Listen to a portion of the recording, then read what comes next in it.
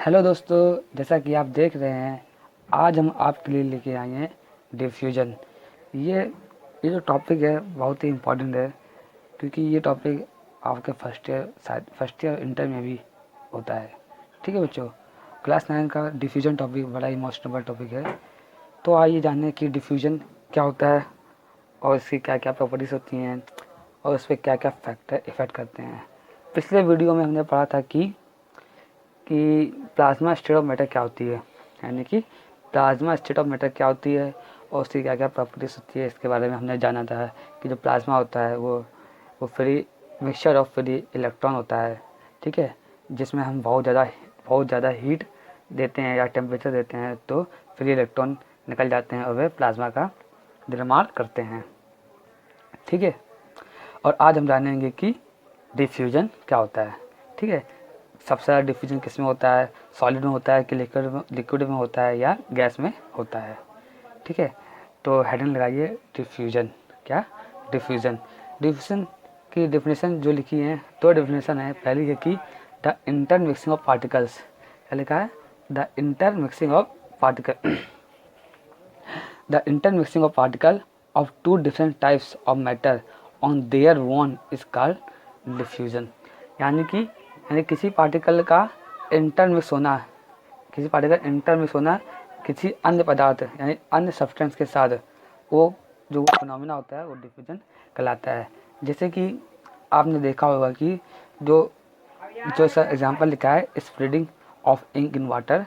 हम जानते हैं जब कोई इंक होती है, इंक को वाटर में डालते हैं तो वो इंक पूरे वाटर में घुल जाती है, यानी पूरे वाटर में क्या डिज़ोल्व हो जाती है, और वह फिनोमेना कौन सा होता है, डिफ्यूजन कहलाता है।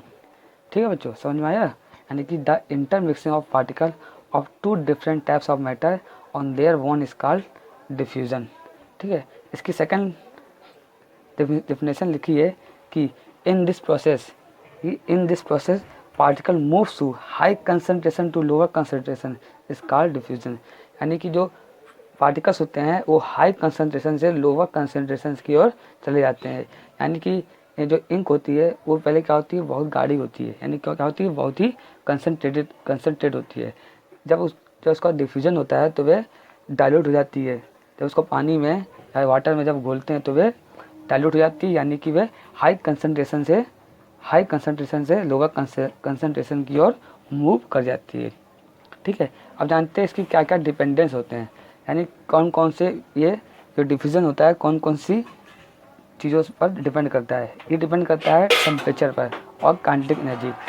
टेम्परेचर पर, यानी temperature the rate of diffusion increases, यानी कि जो the rate of diffusion increases on increasing the temperature, यानी जैसे जैसे हम टेम्परेचर बढ़ाएंगे डिफ्यूजन भी इंक्रीज करता जाएगा। क्योंकि क्या होता है, जब हम टेम्परेचर बढ़ाते हैं जो मॉलिक्यूल्स होते हैं उनके बीच डिस्टेंस बढ़ता जाता है, ये हम जानते हैं, और वैसे ही धीरे धीरे डिफ्यूजन भी इंक्रीज होने लगता है। सेकंड पॉइंट है कि काइनेटिक एनर्जी, यानी काइनेटिक एनर्जी क्या होता है, हम जानते हैं जब कि the rate of diffusion increases on increasing kinetic energy of particle. यानी कि हम जानते हैं जब हम किसी भी सब्सटेंस या मैटर में हम क्या करते हैं, हीट देते हैं, इसको टेम्परेचर देते हैं, तो वे उस जो उनके पार्टिकल होते हैं उनमें काइनेटिक एनर्जी आ जाती है, जिससे डिफ्यूज़न की रेट क्या होती है, बढ़ जाती है। यानी डिफ्यूज़न की रेट होती है वो बढ़ जाती है, यानी कि हम कह सकते हैं the rate of diffusion increases on increasing kinetic energy of particle. ठीक है, अब हम पढ़ते हैं कि रेट ऑफ डिफ्यूज़न क्या होता है, यानी सबसे ज़्यादा रेट ऑफ डिफ्यूज़न किन किन में होता है। सबसे ज़्यादा रेट ऑफ डिफ्यूज़न गैस में होता है, लिक्विड में होता है, फिर सॉलिड में होता है। क्योंकि जो गैस के जो पार्टिकल होते हैं वो बहुत ही दूर दूर होते हैं, और जो लिक्विड के पार्टिकल होते हैं वो पास पास होते हैं, हमने देखा था सेकंड लेक्चर में। और जो सॉलिड के पार्टिकल होते हैं वो बहुत ही पास होते हैं, क्योंकि इनमें इंटर पार्टिकल फोर्स बहुत ज़्यादा होती है। ठीक है, यानी जो गैस के जो पार्टिकल होते हैं उनमें इंटर पार्टिकल स्पेस ज़्यादा होता है, तो इसमें डिफ्यूज़न भी ज़्यादा होता है। ठीक, यानी हम कह सकते हैं कि जिसमें इंटर पार्टिकल स्पेस ज़्यादा होगा उसमें डिफ्यूज़न भी ज़्यादा होगा। ठीक है, अब आइए कि क्वेश्चन है कि the smell of hot sizzling food, यानी एग्जाम्पल है कि यानी जो घर में खाना बनता है, जो गर्म खाने से जो खुशबू आती है वो क्यों आती है, उस क्वेश्चन के बारे में इसमें बताया गया है। क्या बताया गया है कि the smell of hot sizzling food reaches you several metres away, but to get the smell from cold food you have to go close. यानी कि जो गर्म खाना होता है उसकी खुशबू बहुत दूर से भी आ जाती है, लेकिन जो ठंडा खाना होता है उसकी खुशबू पास से भी नहीं आती है। ऐसा क्यों होता है? तो ऐसा इसलिए होता है कि the rate of diffusion is very high in gas, यानी जो रेट ऑफ डिफ्यूज़न होता है वो गैस में बड़ा हाई होता है, क्योंकि the particle of hot sizzling food mix easily in air, यानी कि जो पार्टिकल होते हैं खाने के, यानी जो हॉट खाना होता है, जो हॉट मतलब गर्म खाना होता है, उसके जो पार्टिकल होते हैं वो एयर में बहुत जल्दी ही मिक्स हो जाते हैं। और जो ठंडे खाने के पार्टिकल होते हैं, यानी कि the particle cold food do not mix easily in air, यानी जो ठंडे खाने के पार्टिकल होते हैं वो एयर में जल्दी से मिक्स नहीं हो पाते हैं। इसी कारण जो गर्म खाने की खुशबू हमें बहुत दूर तक आ जाती है और ठंडे खाने की खुशबू हमें पास में भी नहीं आती है। ऐसा क्यों होता है? ये डिफ्यूज़न के कारण होता है।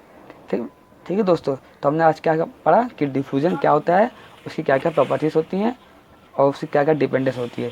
ठीक है, अगर आप ठीक है, और अगला जो नेक्स्ट लेक्चर आएगा उसमें हम जानेंगे कि इंटरचेंज ऑफ स्टेट क्या होती है, यानी हम इंटरचेंजमेंट ऑफ स्टेट पढ़ेंगे।